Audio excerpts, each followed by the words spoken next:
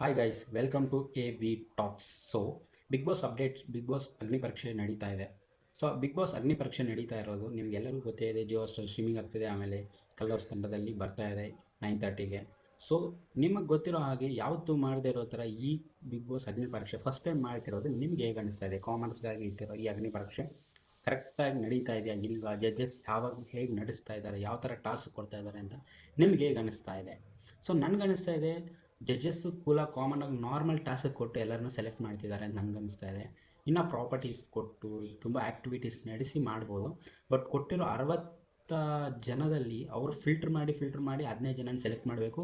15 ಜನನ 15 ಡೇಸಲ್ಲಿ ಸೆಲೆಕ್ಟ್ ಮಾಡಿ 5 ಮೆಂಬರ್ಸ್ ಮಾತ್ರ ಫೈನಲ್ ಆಗಿ ಕಳಿಸ್ತಾರೆ. ಸೊ ಈ 5 ಮೆಂಬರ್ಸ್ ಯಾರಾಗಿರ್ತಾನೆ ನೋಡೋ ಪ್ರತಿಯೊಬ್ಬರ ಕುತೂಹಲ ಇದ್ದೇ ಇದೆ.